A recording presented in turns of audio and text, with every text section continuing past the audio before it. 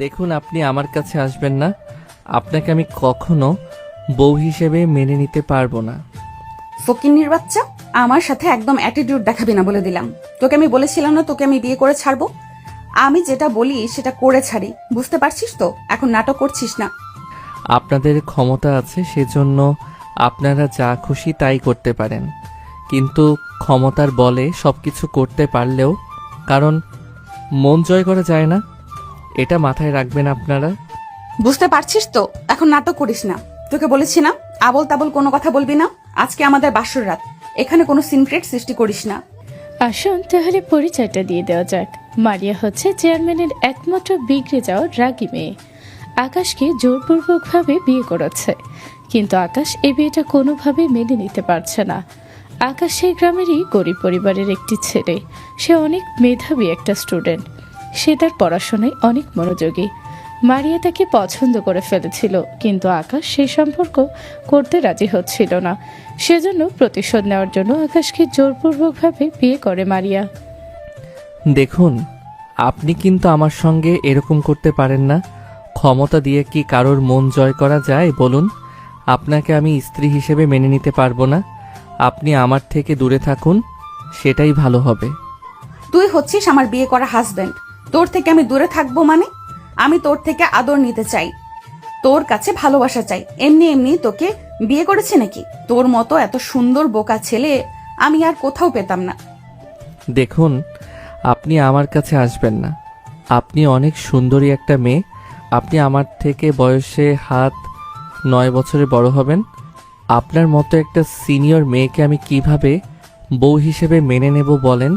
আপনি যথেষ্ট পরিমাণ সুন্দরী একজন মেয়ে, আপনাকে যে কেউ দেখে পছন্দ করে ফেলবে। কিন্তু আপনি আমাকে এভাবে জোর করে বিয়ে করলেন কেন বলুন? আমি গরিব ঘরের সন্তান, সেটা তো আপনি জানতেন। তাহলে এই সুন্দরী মেয়েকে দেখে কি তোর কোনো লোভ লাগে না নাকি? আমার কাছে আয়, আমাকে ভালোবাসা দে। তুই গরিব হয়েছিস তাতে কি হয়েছে? ভালোবাসা দিদি কি টাকা পয়সা লাগে নাকি? তুই আমাকে শুধু আদর আর ভালোবাসা দে, তাহলেই হবে। আমার আর কিছুই চাই না। মারিয়া ধীরে ধীরে আকাশের দিকে এগোতে লাগলো। মারিয়া যতই আকাশের দিকে এগিয়ে যায়, আকাশ ততই পিছিয়ে যায়। এরকম চলতে থাকলো। এক পর্যায়ে আকাশ সরতে সরতে বিছানা থেকেই ফ্লোরে পড়ে গেল। এটা দেখে মারিয়ার হাসিকে দেখে। মারিয়া মন খুলে হাসতে শুরু করলো। মারিয়ার মুখে হাসি দেখে আকাশ তার চোখের পলক ফেলতে পারতেছিল না। সে এক পলকে মারিয়ার দিকে তাকিয়ে আছে। তার এই সুন্দর চেহারাটার মধ্যে এত সুন্দর হাসি ফুটে উঠেছে, দেখার মতো লাগছে। আকাশ শুধু তাকিয়ে দেখছে। হঠাৎ আকাশের কোমরের মধ্যে ব্যথা ওঠে। অমনি আকাশ বলে ওঠে, ও মা গো, মরে গেলাম। আমার মাথাটা মনে হয় শেষ হয়ে গেল। আমাকে আপনি মেরেই ছাড়বেন দেখতেছি। আপনি আমার সঙ্গে এরকম কেন করতেছেন? আমি পড়ে গেছি আর আপনি এরকমভাবে হাসতেছেন। তোকে এরকম ভাবে পিছিয়ে যেতে বলেছে কে? তোকে আমি আমার কাছে আসার জন্য বলতেছি, আর তুই পেছাতে পেছাতে বিছানা থেকে পড়ে গেছিস। এখানে আমার দোষ কি? কথা বলেই মারিয়া আকাশের হাতে টান দিয়ে আবার বিছানার উপর নিয়ে আসে তাকে। তাকে নিয়ে সরাসরি খাটের মাঝখানে শুয়ে দেয়। তার শরীরের উপর উঠে পড়ল। উঠে আকাশের শার্ট খুলতে লাগলো। আকাশ অনেক চেষ্টা করছিল বাধা দেওয়ার। যখন আকাশ বাধা দিতে শুরু করে, তখনই মারিয়া রেগে গিয়ে আকাশকে টান দিয়ে তার শার্ট ছিঁড়ে ফেলে। এটা আপনি কি করলেন? আমার শার্টটা ছিঁড়ে ফেললেন কেন? শার্ট ছিঁড়েছি তো কি হয়েছে? তোকে এরকম শার্ট আমি 20টা কিনে দেবো, সমস্যা নেই। কিন্তু এখন তুই আমার কাছে আয়, আজকে আমাদের বাসর রাত। কিছু বুঝিস না নাকি? কেন যে তোর মতো বাচ্চা একটা ছেলেকে বিয়ে করতে গেলাম? আমার জীবনটাই শেষ হয়ে যাবে মনে হচ্ছে তোকে বোঝাতে বোঝাতে। আমি মোটেও বাচ্চা নই। আমার বয়স 17+। ওরে আমার জামাই রে, আমার বয়স কত জানিস? আমার বয়স 26। তাহলে তোর থেকে কয় বছরের বড় হলাম হিসেব কর। আমি মেয়ে হয়ে তোকে রোম্যান্স করার জন্য ডাকতেছি, আর তুই ছেলে হয়ে শুধু পিছনের দিকে যাচ্ছিস। দেখুন, আমি এগুলো করতে চাচ্ছি না। আপনার মতো বুড়ি একটা মেয়েকে আমি আমার বউ হিসেবে মেনে নিতে পারবো না, বুঝতে পেরেছেন আপনি? আমি বুড়ি? একটু আগেই না আমার প্রশংসা করলি, এখন আবার বুড়ি বলতেছিস? আর তুই তো শুধু আমার মুখটাই দেখেছিস, আর কিছু কি দেখেছিস যে আমাকে তোর বুড়ি মনে হলো? সেজন্যই তো তোকে কাছে আসতে বলতেছি। আমাকে আদর করলে তুই বুঝতে পারবি আমি কি। একথা বলে মারিয়া আকাশকে জড়িয়ে ধরে তার দুটি নরম ঠোঁট আকাশের ঠোঁটের সঙ্গে লাগিয়ে লিপ কিস করতে শুরু করলো। আকাশের নিঃশ্বাস বন্ধ হয়ে যাচ্ছিল, কিন্তু আকাশটা যেন একটু একটু ফিল হচ্ছিল। সে আর নিজেকে ধরে রাখতে না পেরে মারিয়াকে শক্ত করে ধরে লিপ কিস করতে শুরু করলো। লিপ কিস করতে করতে তারা অন্য একটা জগতে হারিয়ে যায়। রোম্যান্স করতে করতে আকাশ কখন যেন ভুলে যায় যে সেই বিয়েটা মানে না। মারিয়া আকাশের কাছে নিজেকে উজাড় করে দেয়। আকাশও মারিয়াকে মনে প্রাণ ভরে ভালোবাসা দেয়। তারা দুজনে অনেক মজা পাচ্ছিল। অনেকক্ষণ রোম্যান্স করার পর তাদের কাজ শেষ হয়ে গেলে দুজনেই ঘেমে একাকার হয়ে যায়। এটা আমি কি করলাম? আমি তো তাকে এখনো স্ত্রী হিসেবে মেনে নিতে পারিনি, তাহলে তার সঙ্গে এরকম কাজ আমি কিভাবে করলাম? আমি কি পাগল হয়ে গেছিলাম নাকি যে নিজেকে ঠিক রাখতে পারলাম না? তোকে তো আমি বাচ্চা ছেলে মনে করেছিলাম, কিন্তু তুই তো আমার জান বের করে দিয়েছিলি। তোকে তো আমি বাচ্চা ছেলে ভেবে ভুল করেছিলাম। তুই তো দেখতেছি অনেক বড় একটা খেলোয়াড়। কি বলতেছেন? খেলোয়াড় মানে? আপনি আমাকে লিপ কিস করার পর আমি আর নিজেকে ধরে রাখতে পারিনি, তাই ভুলবশত এই কাজ করে ফেলেছি। দেখুন, আপনি এগুলো ভুলে যান। ভুলবশত হয়ে গেছে, আমি ইচ্ছাকৃতভাবে করিনি। ইচ্ছাকৃতভাবে করিস আর ভুলবশত হবে। আমার অনেক ভালো লেগেছে, দেখতেছিস না ঘেমে গা ভিজে গেছে। তুই তো অনেক ভেঙে গেছিস, উপরে ফ্যান চলতেছে, তারপরেও দুজনে এইরকম ভাবে থেমে গেছি। তাহলে ভাব কত পরিশ্রম করেছিস তুই। এখন কিন্তু আপনি আমাকে লজ্জায় ফেলে দিচ্ছেন। আমার সঙ্গে ভালো কথা বলবেন না, আমার অনেক লজ্জা করে। ওরে আমার লজ্জাওয়ালা, যখন লজ্জার কাজ করতেছিলে তখন তো লজ্জা করেনি, আর এখন বলতেছে লজ্জা করতেছে। তোর এখন অনেক লজ্জা লাগতেছে না? মারিয়া আকাশকে খোঁচা মেরে কথা বলছিল। আকাশ লজ্জায় মাথাটা উপরের দিকে তুলতে পারছিল না। আকাশ শুধু নিজেকে দোষারোপ করতেছিল, কেন সে এই কাজ করে ফেলল। আচ্ছা, এখন এসব বিষয়ে কোনো কথা বলতে চাচ্ছি না। আমার অনেক ঘুম পাচ্ছে, আমি কোথায় ঘুমাবো? আমাকে একটা বালিশ দিন, আমি নিচে ঘুমাই। তুই কি পাগল? এত সুন্দর বিছানা থাকতে তুই ফ্লোরে কেন ঘুমাবি? তুই আমার সঙ্গে ঘুমা। না, আমি আপনার সাথে ঘুমাতে পারবো না। আমাকে একটা বালিশ দেন, আমি নিচে গিয়ে ঘুমাবো। তোকে বললাম না আমার সঙ্গে উপরে ঘুমা। তুই আমার হাজবেন্ড, আমি তোর ওয়াইফ। এখানে লজ্জার কি আছে? দেখ, আমাকে রাগাস না, পরিণতি কিন্তু ভালো হবে না। মারিয়ার কথা তোয়াক্কা না করে আকাশ বালিশ নিয়ে ফ্লোরে শুতে যাবে, হঠাৎ মারিয়া গিয়ে আকাশকে উপরে তুলে নিয়ে বিছানার উপর ফেলে দেয়।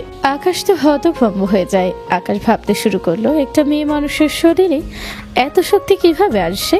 তারপরে সে ভাবলো যে মারিয়ার বয়স তো 26+, এটা স্বাভাবিক বিষয়।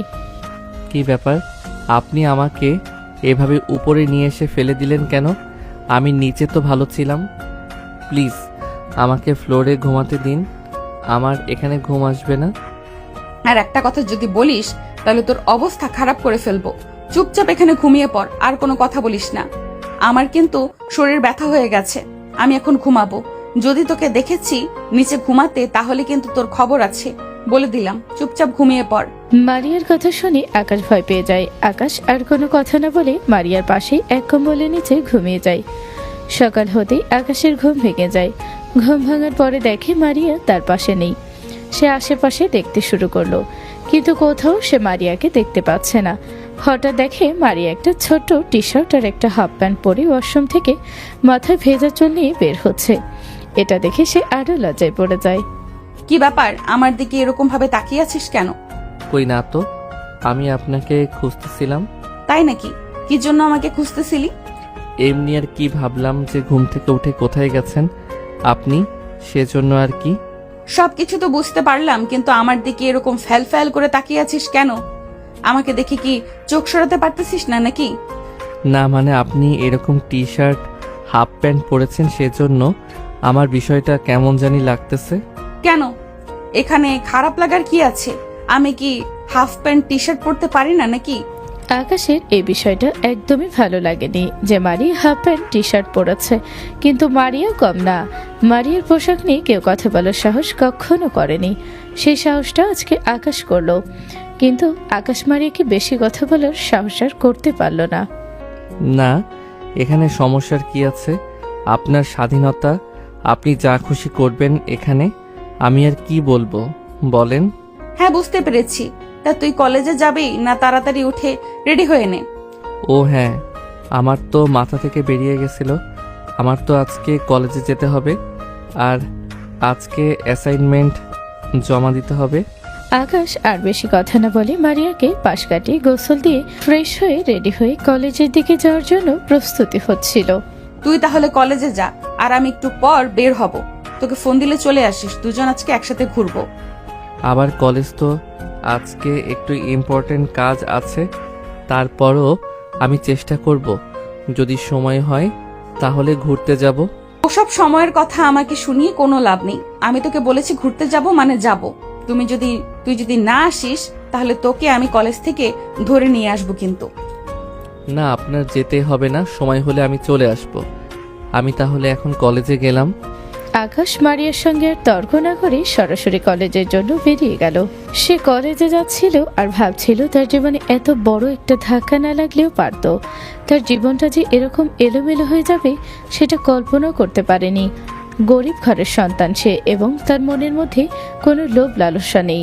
সে নিতান্তই সাধারণভাবে জীবনযাপন করতে স্বাচ্ছন্দ্য বোধ করে। এগুলো ভাবতে ভাবতে কখন যে সে কলেজে চলে এসেছে সে নিজেও বুঝতে পারেনি। কলেজে আসার পরে তার বান্ধবী তাকে জিজ্ঞেস করলো, কি রে আকাশ, তুই কালকে কলেজে আসলি না কেন? তোকে স্যার কাল খুঁজছিল। তুই হচ্ছিস স্যারের প্রিয় স্টুডেন্ট। তুই যদি কলেজে অ্যাবসেন্ট থাকিস তাহলে তোকে তো সবাই অনেক মিস করবে। দেখ, মজা নিস না, আমি অনেক ঝামেলার মধ্যে দিয়ে যাচ্ছি। আমার এখন এরকম মজা ভালো লাগতেছে না। দয়া করে তোর আমার সঙ্গে এই ইয়ার্কি করা বন্ধ কর। কি ব্যাপার আকাশ, কি হয়েছে তোর দোস্ত? তুই তো কখনো এরকম রেগে যাস না, আজকে হঠাৎ এভাবে রেগে গেলি কেন? কোনো সমস্যা হয়েছে নাকি তোর?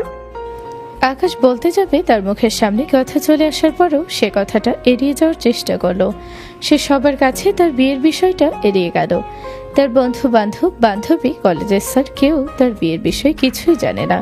সে কাউকে বলতে চাচ্ছিল না এই বিষয়ে।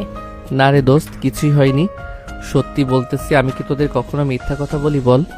এমনিতেই শরীরটা ভালো নেই, তাই হয়তো তোদের এরকম মনে হচ্ছে। আমার আসলে কিছু হয়নি, তারা শুধু শুধু আমাকে নিয়ে প্যারা নিচ্ছিস। তুই এরকম আমতা আমতা করছিস কেন? আমার মনে হচ্ছে তুই আমাদের থেকে কিছু একটা লুকোচ্ছিস। দেখ কি হয়েছে সত্যি করে বল, আমরা সবাই মিলে তোকে সাহায্য করার চেষ্টা করব। তুই আমাদের বিষয়টা খুলে বল। আরে কিছুই হয়নি, চল তো ক্লাসে যাই। আমার কালকের অ্যাসাইনমেন্ট, আজকের অ্যাসাইনমেন্ট দুইটাই জমা দিতে হবে। ক্লাস থেকে বের হয়ে পরে কথা বলতেছি। আকাশের বন্ধু বান্ধবীদের বুঝতে বাকি রইল না যে আকাশ কোনো না কোনো প্রবলেমে আছে, কিন্তু সে তাদেরকে এই প্রবলেমের ব্যাপারে কিছুই বলতে চাচ্ছিল না, সেটা তারা বুঝে গেছে। তারা সবাই ক্লাসে চলে গেল। ক্লাসে গিয়ে সবাই অ্যাসাইনমেন্ট জমা দিয়ে ক্লাস শেষ করে ক্লাসের করিডোরে এসে সবাই একসাথে আড্ডা দিচ্ছিল। দোস্ত ঈশান, তুই কি কিছু জানিস আকাশের কি হয়েছে? ওর আজকে মন খারাপ, কথা বলতেছে না ঠিকঠাক, মনে হচ্ছে কোনো প্রবলেমে পড়েছে। কি বলিস? আমি তো কিছুই জানি না। আরো হঠাৎ ওর কি হয়েছে? ও আমার বেস্ট ফ্রেন্ড, আমার কাছে তো কখনো কিছু লুকায় না, আমাকে সব কিছু খুলে। কিরে আকাশ, কি হয়েছে? তোর দোস্ত মাসে এগুলো কি বলতেছে? সত্যি করে বলতো, তুই কি আসলে কোনো প্রবলেমে আছিস? আরে না, আমি কোনো প্রবলেমে নাই মাইশা, শুধু শুধু এই বিষয়গুলো নিয়ে প্যারা দিচ্ছে। আমার আজকে শরীরটা তেমন একটা ভালো নেই, সেজন্য আমাকে এমন দেখাচ্ছে। আমি আসলে কোন বেড়ার মধ্যেই নেই, আমি তো সবসময় বিন্দাস থাকার চেষ্টা করি। সবাইকে সে মিথ্যা বলেও ঈশানের সামনে এসে ধরা পড়ে যায়, কারণ ঈশান আকাশকে অনেক বছর ধরে চেনে। তার ছোট থেকে একসাথে পড়াশোনা করে, কিন্তু ঈশান বুঝতে পেরেও তখন সে বিষয়টা নিয়ে যায়। তখন তাদের আশেপাশে অনেক মানুষ ছিল, সেজন্য ঈশান আকাশকে চাপ দিয়ে কোনো কিছু জিজ্ঞেস করে না। তারা কলেজের বারান্দায় দাঁড়িয়ে আড্ডা দিচ্ছিল। সবাই এমতাবস্থায় কলেজের স্যার ম্যাডাম পাশ দিয়ে যাচ্ছিল। হঠাৎ স্যার জিজ্ঞেস করে উঠল, কি ব্যাপার আকাশ, কালকে কলেজে আসোনি কেন? তুমি তো কখন অ্যাবসেন্ট করো আর না। কালকের অ্যাসাইনমেন্টটা কি জমা দিয়েছো? জি স্যার, আমি সবগুলো অ্যাসাইনমেন্ট জমা দিয়েছি। কালকে একটু কাজে ব্যস্ত ছিলাম তো সেজন্য কলেজে আসতে পারিনি। অনেক গুরুত্বপূর্ণ একটা কাজে আটকে ছিলাম। কি ব্যাপার, কোনো সমস্যা? তোমার মুখটা এরকম শুকনো শুকনো লাগতেছে কেন? না স্যার, তেমন কিছুই না। আসলে শরীরটা একটু খারাপ তো, তারপরও কালকে রাতে ঘুমাতে পারিনি ভালোভাবে, সেজন্য ভালো লাগতেছে না। ও আচ্ছা, বুঝতে পারছি। ঠিক আছে, থাকো তাহলে। আর কলেজে এখন অ্যাবসেন্ট কইরো না, সামনে কিন্তু পরীক্ষা। আকাশকে তার স্যার কথাগুলো শেষ করে যেতে বলবে, এর মধ্যে হঠাৎ কোথা থেকে মারিয়া এসে আকাশকে ধাক্কা দিয়ে বলে উঠল, কি ব্যাপার, আমার ফোন রিসিভ করতেছিস না কেন? কি সমস্যা তোর? তোকে বললাম না ঘুরতে যাব। আপনি আমার কলেজে চলে এসেছেন কেন? আপনাকে তো আমি বললাম আমার কলেজ শেষ করে বের হয়ে আপনাকে ফোন দিব আমি। তোকে আমি সে কখন থেকে ফোন দিতেছি, তুই ফোনটা রিসিভ করছিস না কেন? ফোন রিসিভ করলে কি আমি তোর কলেজে আসতাম নাকি? ফোন দিয়ে তোকে পাচ্ছি না, এখানে এসে দেখি তুই মেয়েদের সাথে আড্ডা দিচ্ছিস। তোর হাত পা কিন্তু একদম ভেঙে ফেলবো আমার সঙ্গে যদি বেইমানি করিস। আকাশের আশেপাশে তার বন্ধু বান্ধব বান্ধবী স্যার ম্যাডাম সবাই অবাক হয়ে যায়। তারা মারিয়াকে চেনে ফেলে, এটা তো চেয়ারম্যানের মেয়ে, আর আকাশের সঙ্গে এসে এমন ব্যবহার করছে কেন? মনে হচ্ছে আকাশের অনেক কাছের কেউ। আকাশের বা কেন তার সঙ্গে এত ভদ্রভাবে কথা বলছে? সবাই বিষয়টা নিয়ে অনেক কনফিউজড।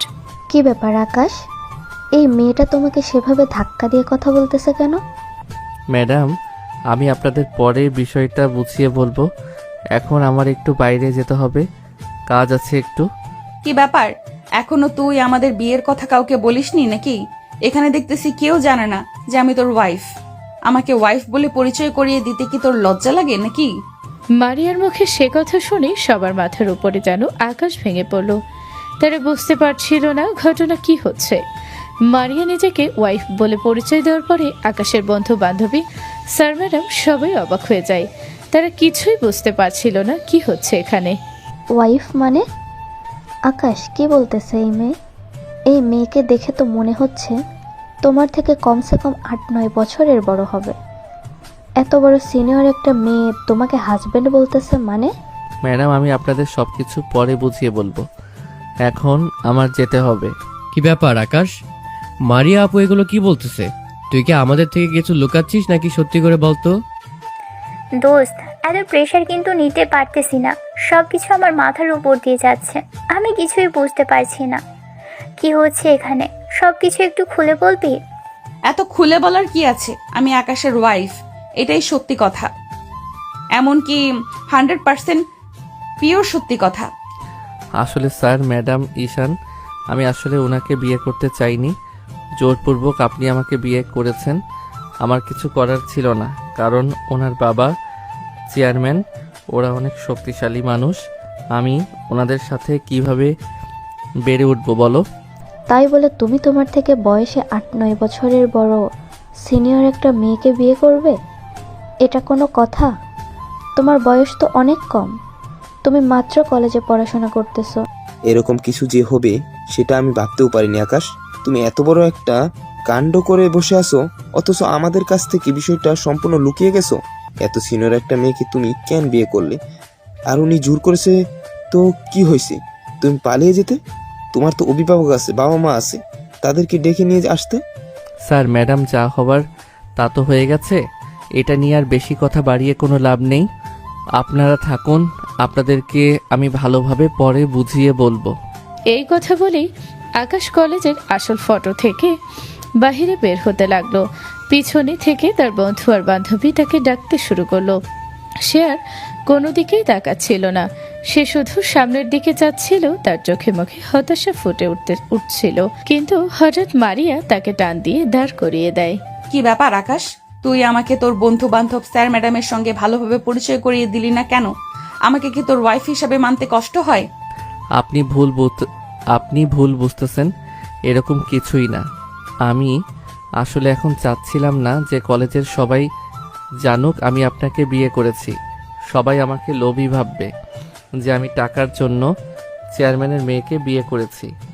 আমি আমার বাবার একমাত্র মেয়ে, আমার বাবার সকল অর্থ সম্পদ সব তো তুই পাবি। সমস্যা কি? তারা যদি এগুলো ভাবে তাহলে সেটা তাদের সমস্যা। এখানে তুই এত মন খারাপ করতেছিস কেন? মারিয়া আকাশকে অনেক বকাবকি করছিল। কেন সে তার বন্ধু বান্ধব স্যার ম্যাডামের সঙ্গে তাকে পরিচয় করিয়ে দিল না। এদিকে আকাশের বন্ধু আর বান্ধবী তাদের পাশে এসে দাঁড়ালো।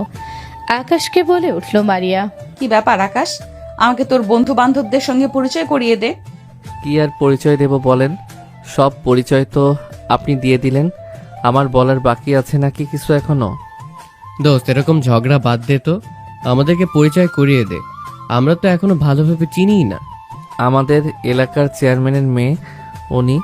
হয়তোবা আপনাকে এর আগে দেখিসনি। উনি আমাকে পছন্দ করে ফেলেছিল, কিন্তু আমি ওনাকে ভালোবাসি না বলে না করে দেয়। কিন্তু উনি আমাকে বিয়ে করবে, সেজন্য জোর করে আমাকে তুলে নিয়ে গিয়ে কাজী অফিসে বিয়ে করেছে। বলিস কি, এত কিছু হয়ে গেছে অথচ আমাকে কিছুই জানালি না? একটু তো বললেও পারতি, আমি তোর জন্য মালা কিনে নিয়ে যেতাম। চুপ থাকতো বন্ধু, এরকম সময় এমন কথা বলিস না তুই। এখন উনি তো আমার ওয়াইফ হয়ে গেছে, তাই আর আগের বিষয়গুলো মনে করতে চাই না। আকাশ তার বন্ধু আর বান্ধবীর সঙ্গে তাকে ওয়াইফ পরিচয় করিয়ে দিতে শুরু করলো।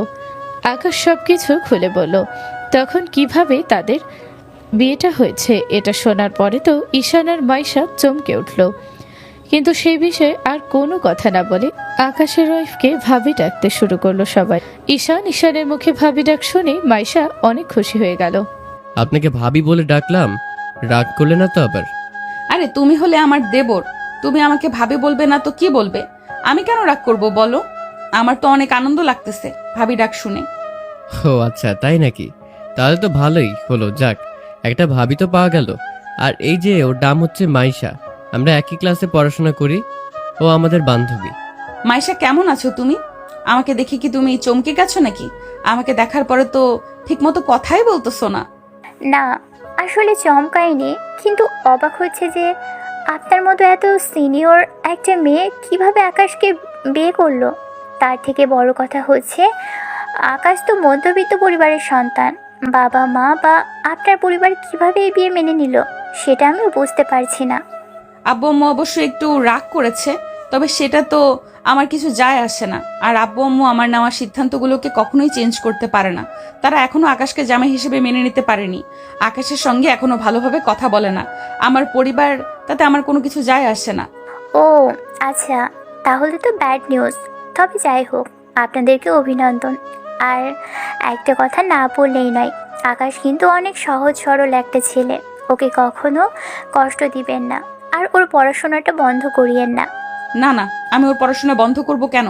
পড়াশোনা করো, সমস্যা কি? ওর যত টাকা লাগে, যত কিছু লাগে সব আমি দিব, সমস্যা নেই।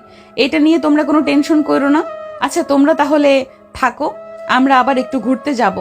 তোমাদের সঙ্গে দেখা হয়ে কথা বলে অনেক ভালো লাগলো। তোমাদের সঙ্গে আমার সামনে দেখা হবে ইনশাল্লাহ। আচ্ছা ঠিক আছে ভাবি, দেখে শুনে যাইয়েন, আর আমার বন্ধুকে একটু দেখে রাখেন। হ্যাঁ ভাবি, আমারও মাইশার মতো একই কথা। আমার বন্ধুকে একটু দেখে শুনে আদর যত্ন দিয়ে রাখেন। মারিয়া আকাশের বন্ধু বান্ধবের কথা শুনে মুচকি হাসে। আকাশের হাত ধরে নিয়ে হাঁটতে শুরু করলো। আকাশ এখনো মারিয়াকে নিজের ওয়াইফ হিসেবে মেনে নিতে পারছে না। তার শুধু রাতের কথা মনে হচ্ছে। রাতে কেন যে সে নিজেকে আটকাতে পারলো না, একটু নিজের উপর কন্ট্রোল করতে পারলো না। কিন্তু এখন সবকিছু ভুলে মারিয়ার সঙ্গে ঘুরতে চলে গেল। পুরো কলেজের সবাই তাদেরকে তাকিয়ে তাকিয়ে দেখছিল আর অবাক হচ্ছিল এত জুনিয়র একটা ছেলেকে এরকম সিনিয়র একটা মেয়ে কিভাবে বিয়ে করলো। দেখতে দেখতে আকাশের মারিয়া কলেজের গেট থেকে বের হয়ে গেল। তারা একটা রিক্সা নিয়ে তাদের গন্তব্যে চলে গেল। আচ্ছা আমরা একটা জায়গায় ঘুরতে এসেছি। এখানে এসে যদি তুই এরকম গোমরা মুখ করে বসে থাকিস তাহলে কি ভালো লাগে বল? কই আম্মু, গোমরা করে বসে আছি? আপনি শুধু শুধু এগুলো বলতেছেন। আমি তো হাসি খুশি আছি। আকাশের মুখ দেখে মনে হচ্ছে সে এখনো মারিয়াকে বউ হিসেবে মেনে নিতে পারছে না। কিন্তু মারিয়াও ছেড়ে দেওয়ার মেয়ে নয়। সে যেভাবেই হোক আকাশের মন জয় করে ছাড়বে। আচ্ছা যদি তোর আমাকে একদমই সহ্য না হয় তাহলে কি একটা কাজ করি, তোকে আমি মুক্ত করে দেই। মুক্ত করে দিলেই যদি খুশি নাকি? আকাশ কথাটা শোনার পরপরই তার মুখটা যেন মলিন হয়ে গেল। সে বুঝতে পারছিল না মারিয়াকে তার এখন কি বলা উচিত। দেখুন, দয়া করে আপনি এরকম কোনো কথা ভাববেন না। কে বলেছে আপনাকে আমি বউ হিসেবে মেনে নেইনি? অবশ্যই মেনে নিয়েছি। কিন্তু সেটা তো তোকে দেখে মনে হয় না।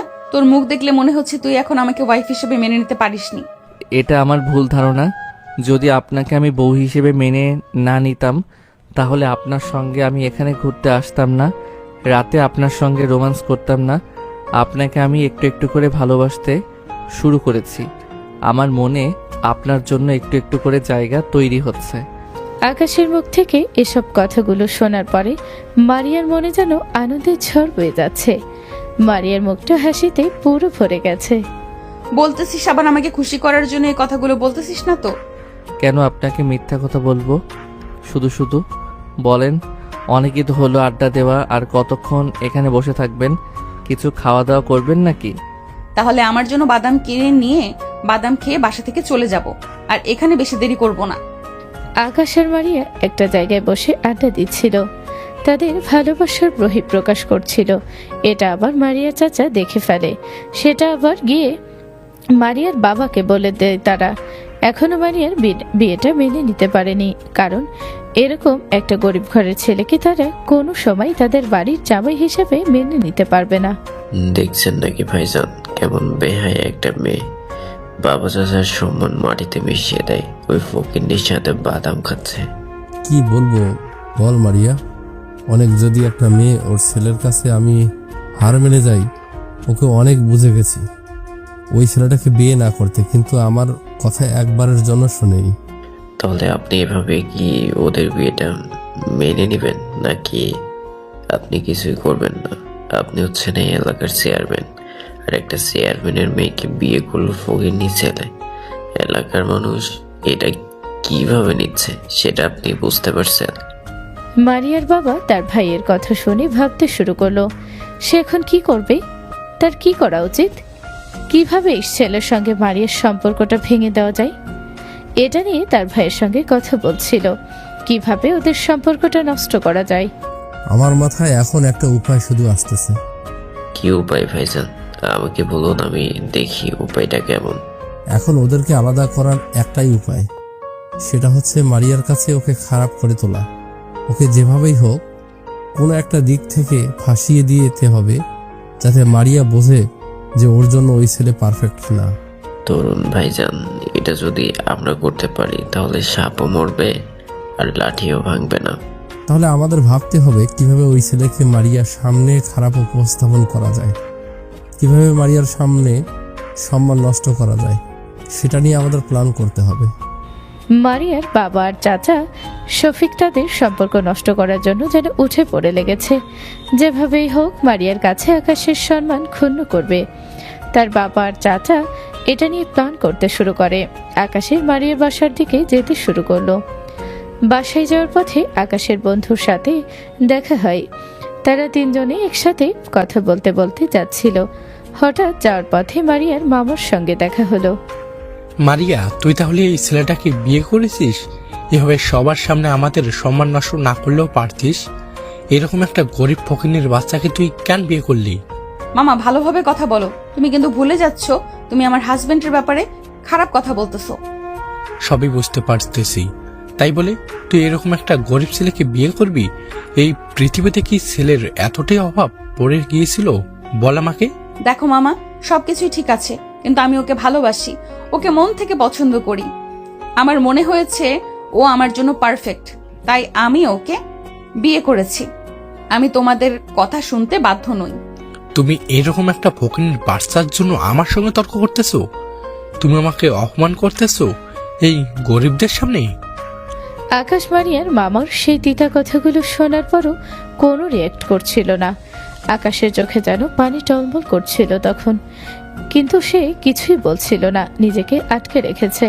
কিন্তু তার বন্ধু ঈশান আর নিজেকে ধরে রাখতে পারল না, সে বলেই ফেলল, আপনি কাকে ফকিন্নির ছেলে বলতেছেন? ওকে আপনি ভালোভাবে চিনেন? আগে না চিনে আন্দাজে কথা বলবেন না। বন্ধু, তুই কোনো কথা বলিস না, চুপচাপ থাক। তোকে বললাম না কিছু বলিস না। উনি তোর ভাবির মামা, সম্মান করে কথা বল। রাখ তোর সম্মান। উনি তোকে এভাবে রাস্তার সামনে অপমান করে কথা বলতেছে, আমি এটা মেনে নিতে পারবো না। তোর আসল পরিচয় কি উনি জানে নাকি তোকে ফকিন্নি বলতেছে? তো বললাম না কথা বলিস না, চুপ থাক। আর একটা কথা বলবি না বলে দিলাম।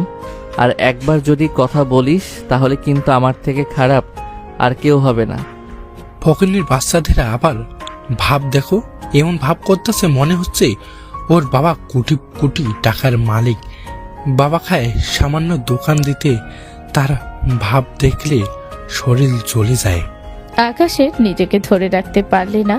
আকাশ অনেক চেষ্টা করলো, কিন্তু তার বাবা নামে খারাপ কথা শুনে সে নিজেকে আর ধরে রাখতে পারল না।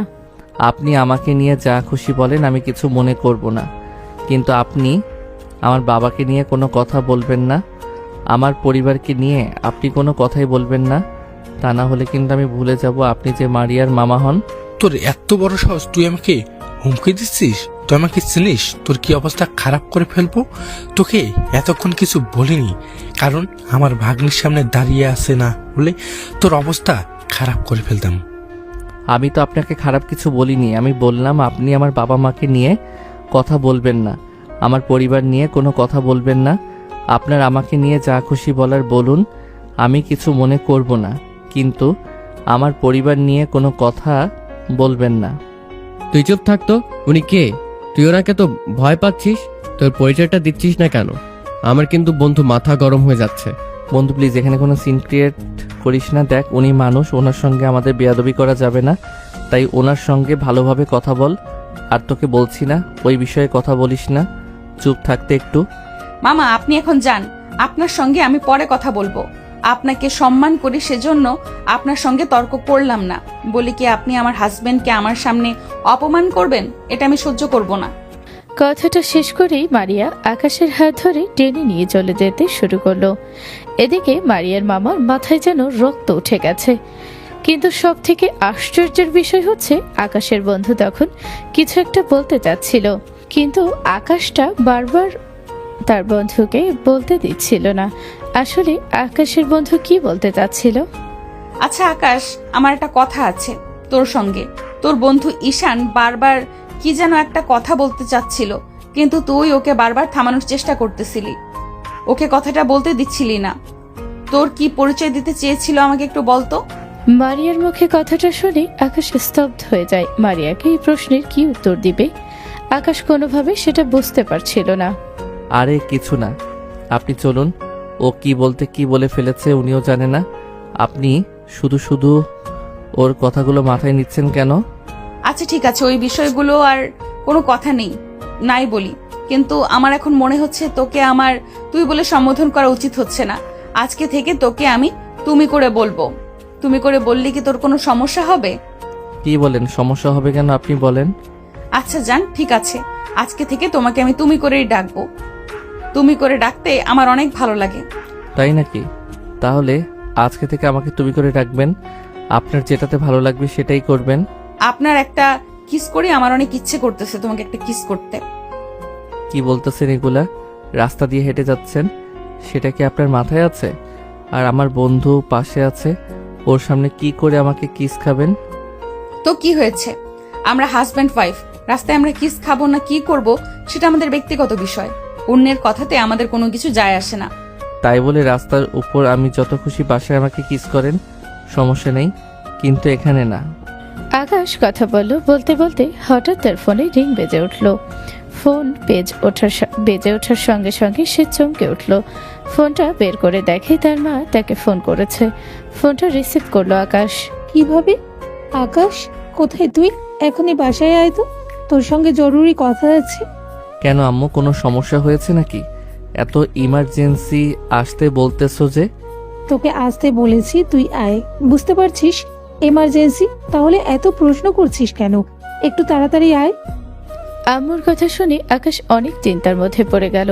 সে ভাবতে শুরু করলো হঠাৎ কি এমন হলো, বাসায় যে এত ইমার্জেন্সি বাসায় যেতে বলছে। তার মনে ভয় হতে শুরু করলো। মারিয়া তাকে কোনোভাবেই বাসায় যেতে দিতে রাজি নয়, কিন্তু অনেক বোঝানোর পর মেয়েটা রাজি হয়। কিন্তু সন্ধ্যার আগেই তাকে বাসায় চলে আসতে আকাশ সেটা রাজি হয়। তাড়াতাড়ি বাসায় চলে যায়। বাসায় ঢুকেই তার মার সঙ্গে দেখা। কি ব্যাপার আম্মু, কি হয়েছে? এত ইমার্জেন্সি থেকে নিয়ে আসলে? তোমাকে কত করে বললাম যে চেয়ারম্যানের মেয়ের থেকে দূরে থাকো, কিন্তু তুমি আমার কোনো কথাই শুনলে না। এখন তোমার বিয়ের কারণে আমরা সবাই সমস্যায় পড়ে যাব। আকাশ তার আম্মুর মুখ থেকে এমন কথা শোনার সঙ্গে সঙ্গেই তার মুখটা মলিন হয়ে গেল। সে একটু একটু বুঝতেছিল বাসায় কিছু একটা হয়েছিল, কিন্তু কি হয়েছিল সেটাই সে জানে না। কি ব্যাপার আম্মু, সত্যি করে বলো তো, বাসায় কিছু হয়েছিল নাকি?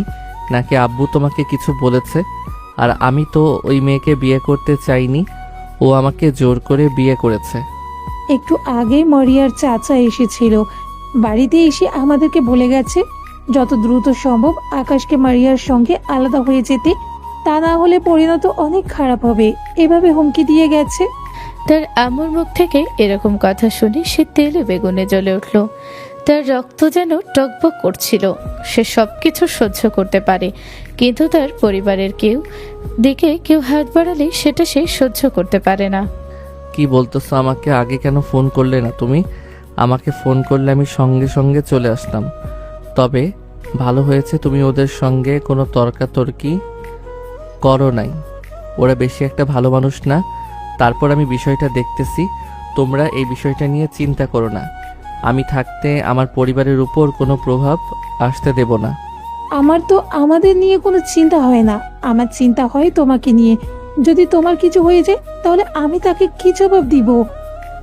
আকাশ তারা মোর মুখ থেকে এরকম কথা শোনার পরেই আরো বেশি রেগে যায়। আম্মু, তোমাকে কতবার বলেছি ওনার কথা আমার সামনে বলবে না, তারপর তুমি বারবার কেন ওনার কথা আমার সামনে বলো? যেটা বাস্তব সেটা বলতেই হবে, তুমি মানো আর না মানো, এটা একটা চিরন্তন সত্য কথা।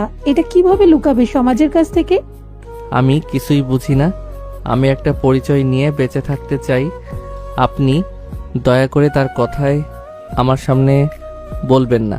এই কথা বলেই আকাশ অনেক রেগে চলে যেতে লাগলো। তখনই তার আম্মু তার হাত টান দিয়ে চেহারার উপর বসানো। দেখ বাবা, আকাশ ওরা কিন্তু অনেক খারাপ মানুষ। ওরা চাইবে তোর ক্ষতি করতে, কারণ ওরা তোকে তাদের বাড়ির জামাই হিসেবে মেনে নিতে পারছে না, তাই তোর ক্ষতি করার চেষ্টা করবে। তাই তুই চোখ কান খোলা রাখবি সব সময়। আম্মু, এটা নিয়ে তোমার কোনো চিন্তা করতে হবে না। মারিয়াকে সঙ্গে নিয়ে আসিসনি কেন? মারিয়া আসলে তো ভালো হতো, আমাদের বাড়ি থেকে ঘুরে যেতে পারতো। না আম্মু, ওকে আমি বাসায় আনিনি। যেদিন ওর পরিবার আমাদেরকে মেনে নিবে সেদিন ওকে আমি আমার বাসায় নিয়ে আসব, তার আগে না। আচ্ছা, তুমি যেটা ভালো মনে করো সেটাই করো, কিন্তু একটা কথা মাথায় রেখো, যে কাজই করো ভেবে চিন্তে করো। তোমার কিন্তু আশেপাশে অনেক শত্রু। তুমি কি আবার ওই বাসায় যাবে নাকি? হ্যাঁ আম্মু, তা না হলে আবার আমার জন্য চিন্তা করবে। আমাকে তাড়াতাড়ি যেতে বলেছে। আমি তাহলে আজকে যাই, আমি আবার কালকে বাসায় আসব। আর আব্বু কোথায় আছে? আব্বু বাসায় নাই নাকি? না, তোমার আব্বু বাইরে একটা কাজে গেছে, সন্ধ্যার পরপরই চলে আসবে। আচ্ছা ঠিক আছে আম্মু, আমি তাহলে বের হলাম। আব্বু আসলে আমার কথা বইল যে আমি আসছিলাম, কালকে আবার আসব বাসায়, তখন তার সঙ্গে দেখা করব। এই কথা বলেই আকাশ রুম থেকে বের হয়ে মারিয়াদের বাড়ির উদ্দেশ্যে রওনা হলো। আকাশের মা তাকে নিয়ে অনেক চিন্তা করছিল, কারণ মারিয়ার পরিবার ভালো না বা চাইবে আকাশের ক্ষতি করতে। কিন্তু আকাশ কোনো কিছু তোয়াক্কা না করে মারিয়ার বাসায় চলে গেল। মারিয়া আকাশকে দেখে নাচতে শুরু করলো। কি ব্যাপার, এভাবে নাচানাচি করতেছেন কেন বাচ্চাদের মতো? বলতে পারি না, তোমাকে দেখে মনটা কেমন জানি নিচে উঠলো, তাই মনের সঙ্গে আমিও একটু তাল মিলালাম। তাই ও আচ্ছা, ভালো, মনের সঙ্গে তাল মিলিয়ে চলা অনেক ভালো বিষয়। নাকি? তাহলে একটু কাছে আসো, তোমাকে আদর করি। আসতে না আসতে শুরু করে দিলেন। আবার না তো ভালোবাসা কোথায় পান আপনি? তুমি তো আনরোমান্টিক, তুমি প্রেম ভালোবাসার কি বুঝবে? তুমি এখনো বাচ্চা আছো, বুঝতে পারছো না। কে বলেছে আমি বাচ্চা? আমি কিন্তু কলেজে পড়াশোনা করি, আমি মোটেও বাচ্চা নই। কালকে রাতের কথা মনে নেই? কালকে রাতের কথা মনে করে দেখুন, একটু যদি বাচ্চা হতাম তাহলে কি ওই রকম হতো? আকাশের কথা শুনে মারিয়ার মুখটা লজ্জায় মলিন হয়ে গেল। তার মুখটা ওড়না দিয়ে ঢাকতে শুরু করলো। আকাশের ওড়নাটা সরিয়ে দেখে মারিয়ার তার মুখ লজ্জায় লাল টুকটুকে হয়ে গেছে। শরত, তোমাকে একটা কথা বলে শান্তি পাওয়া যায় না। তোমাকে দেখতে বাচ্চার মতো লাগে, কিন্তু তোমার কথাবার্তা কিংবা তোমার কার্যকলাপ কোনোটাই বাচ্চাদের মতো না। তাই নাকি? কালকে রাধার কথা কি আবার মনে পড়ে গেল নাকি? এখন দেখতেছি অনেক কথা বলতেছো, আগে তো তোমার মুখে কথাই আসতো না, এখন দেখতেছি অনেক কথাই বলো। এই কথা বলে মারিয়া আকাশকে টান দিয়ে নিয়ে বিছানার সঙ্গে শুয়ে দেয়। তার হাতটা বিছানার সঙ্গে লাগিয়ে দিল, তাকে শাত দিয়ে ধরে কিস করতে শুরু করলো। কি করতেছেন এগুলা? কি চলে আসবে তো দরজাটা লাগিয়ে দিন। আসুক, সমস্যা কি? আমরা তো হাজব্যান্ড ওয়াইফ, কেউ আসলে সমস্যা নেই। আমি ফ্রেশ হইনি এখনো, ফেসটা তো হতে দিন আমাকে। ও আচ্ছা, যখনই দেখেছো যে বিপদে পড়ে গেছো তখনই বাহানা খুঁজতে শুরু করেছো না? এখনো তো ভয় পাচ্ছ কেন? একটু আগে তো পটর পটর করে কথা বললে, এখন তোমার মুখের কথা কই গেল? এরকম আমতা আমতা করতেছো কেন? মারিয়ার মুখে এমন কথা শুনে আকাশ লাফ দিয়ে ওঠে। মারিয়াকে তার নিচে ফেলে দিয়ে থাকে জড়িয়ে ধরে আলতো করে তার সঙ্গে ঠোঁট লাগিয়ে দিয়ে কিস করতে শুরু করলো। দুজন দুজনকে অনেক ভালোবাসছিল। আকাশ নেহার দুই গালে সজোরে চুমু খেতে শুরু করেছে। দুইজন যেন রোমান্সের সাগরে হারিয়ে যাচ্ছে। আকাশ ধীরে ধীরে মারিয়ার থ্রি পিসটা উপরে দিতে তুলতে লাগলো। আকাশের হাতের স্পর্শে মারিয়া নিজেকে নতুনভাবে উপলব্ধি করতে শুরু করলো। এরকম স্পর্শকাতর মুহূর্তে দুজন অনেকক্ষণ সময় কাটালো। তাদের রোমান্টিক সময় কাটানো শেষ হলে মারিয়া বলে উঠল, এত সময় লাগে তোমার? কখন থেকে বলতেছি ছাড়ো ছাড়ো। কেন? একটু আগেই তোমাকে বাচ্চা ছেলে বললেন, এখন আবার এ কথা কেন? বাচ্চা ছেলেকে দেখে এত ভয়? বাচ্চা ছেলের ইয়েটাই সহ্য করতে পারতেছেন না? মানে আসলে বিষয়টা সেই রকম না, তুমি যেরকম ভাবতেছো। আমি তো এমনিই বললাম। আকাশের বড় কথাতে মারিয়া লজ্জায় মুখ লুকাতে শুরু করলো। মারিয়ার মুখটা যেন লজ্জায় লাল টুকটুকে হয়ে গেছে। আকাশ বারবার মারিয়াকে খোঁচা দিয়ে কথা বলছে। শেষমেশ মারিয়া লজ্জায় বিছানার উপর থেকে উঠে দাঁড়িয়ে জামা কাপড় হাতে নিয়ে ওয়াশরুমে চলে গেল।